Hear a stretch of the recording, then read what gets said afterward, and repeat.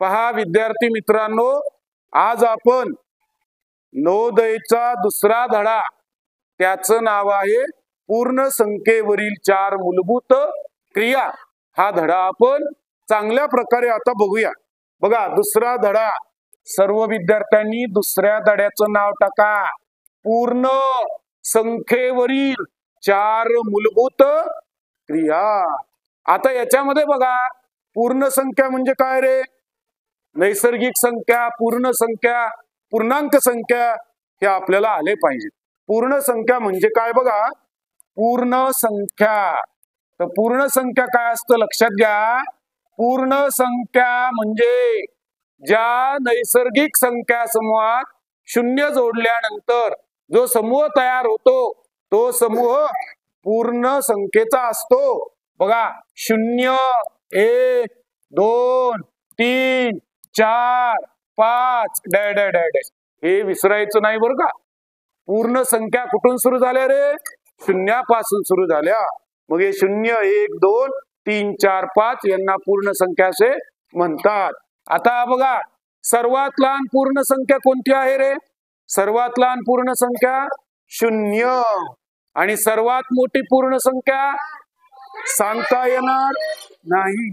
या पूर्ण संख्या डॅडेस का केले रे? की अनलिमिटेड आहेत, खूप मोठ्या आहेत, म्हणून त्यांना आपण काय केले? डॅडेस केले.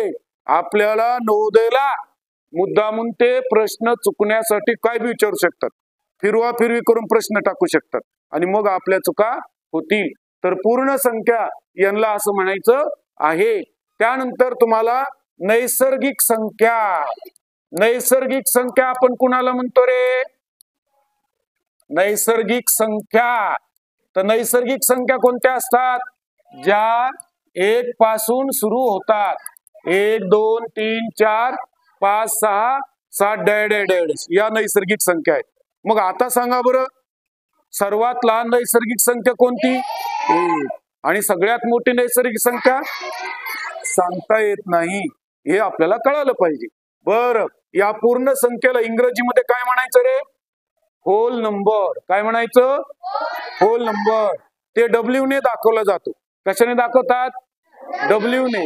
आणि नैसर्गिक संख्येला इंग्रजीमध्ये काय म्हणायचं रे? Natural number. काय म्हणायचं? नॅचरल नंबर कशाने दाखवायचा? N ने. कोणत्या कॅपिटल अक्षराने? N ने. आता या प्रकरणातील महत्वाच्या भागाकडे जाऊ आपण. तर या धड्यामध्ये पहिल्यांदा तुम्हाला भाज्य संख्या काढणे शिकवलं आहे. कोणाचं लक्ष नाही मला ओळखू येते. बघा, भाज्य संख्या काढायचं तुम्हाला या ठिकाणी शिकायचं आहे. तर बघा, भाज्य. भाज्य माहिती का रे सगळ्याला? भाज्य. भाज्य. भाज्य कशाला म्हणायचं रे? ज्या संख्येला भागितलं जात, ज्याला भागायचंय त्याला काय म्हणायचं? भाज्य. इथे लक्षात तुम्हाला? भाज्य. त्यानंतर आहे इथं बघा भाजक.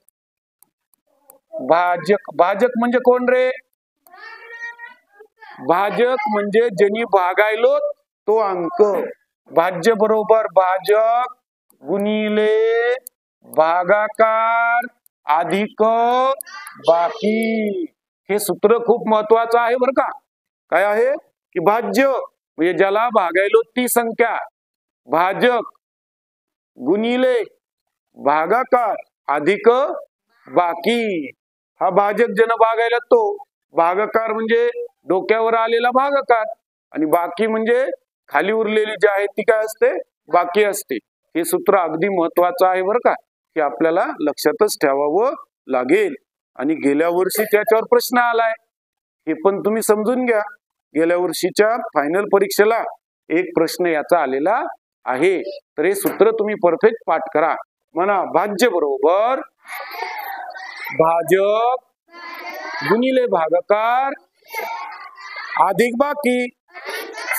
आता या सूत्राचा उपयोग करून तुम्हाला गणित बी सोडवता आले पाहिजे, आहे का नाही? हा, तुम्ही सोडवायला सूत्र लिहिला. बघा रे, आपण आताच काय शिकलो? भाज्य. हे सूत्र अगदी महत्वाचं आहे. भाज्य बरोबर भाजक गुणिले भागाकार अधिक बाकी. हे सूत्र सर्व विद्यार्थ्यांनी पाठ करायचा आहे आणि या सूत्रावर आधारित आपल्याला आता गणित आहेत. हे जरा पक्क लक्षात ठेवा. दरवर्षी या सूत्रावर एखादं तरी गणित आलंय आणि गेल्या वर्षीच गणित आलं होतं. त्यामुळे प्रत्येक मुद्दा आपल्याला चांगल्या प्रकारे समजला पाहिजे, तो आपल्याला आलं पाहिजे. बघा आता समजा एक गणित मी तुम्हाला देतो की एका उदाहरणामध्ये बघा हे काय असं, एका उदाहरणात एक गणित बघू आपण. बघा भाजक 12 भागाकार 45 व बाकी 5 उरते तर भाज्य संख्या कोणती? बघा असा प्रश्न आपल्याला परीक्षेमध्ये येऊ शकतो. काय आहे रे गणित नीट बघा. एका उदाहरणात भाजक किती आहे 12, भागाकार किती आहे 45 आणि बाकी किती उरते रे 5. आता गणित तुम्ही वाचलंय का नाही? वाचल्यानंतर आता ते गणित आपल्याला सोडवता आलं पाहिजे. मग काय काढायचं आपल्याला? भाज्य काढायचं आहे का नाही? मग भाज्य आपण काढण्यासाठी सूत्र आपल्याला माहितीच आहे. काय सूत्र आहे? भाज्य बरोबर भाजक गुणोले भागाकार अधिक बाकी आहे की नाही? मग आता या सूत्रामध्ये आपण किमती ठेवूया. भाजक बघा किती आहे रे भाजक 12, भागाकार किती आलाय रे भागाकार आलेला आहे 45, बाकी किती उरली रे 5 आणि आता आपल्याला काय काढायचं आहे? भाज्य काढायचं आहे. मग तुम्ही काय करायचं? या दोन्हीचा गुणाकार आता याला पदावली प्रमाणे सोडवावं लागेल आहे का नाही? चुकायचं नाही बरं का. आपल्याला ते निश्चित चुकवणार आहेत पण आपण चुकायचं का नाही, म्हणजे आपल्याला चांगल्या पद्धतीने आलं पाहिजे. मग या दोन्हीचा गुणाकार करा. 45 गुणिले 12 अधिक 5 त्यात मिळवा. 12 पंचे 60 ला शून्याचा हातचे किती आले बरं 6. 12 गुणिले 4 करा. 12 चोक 48, 48 आणि 6 किती आले 54. 540 540 अधिक 5. 540 मध्ये 5 मिळवा. किती आले रे 545. ऐकणे सोपं. तुम्हाला आता करता येईल सगळ्यांना. हा चला घ्या बरं एक गणित तुम्ही.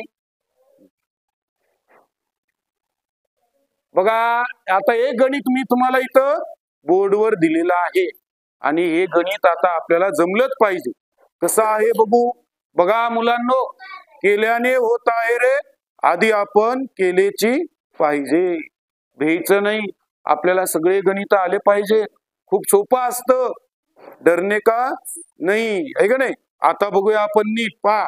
भागाकाराच्या एका उदाहरणात भाजक 16, भागाकार 9 व बाकी किती आहे 8 आहे.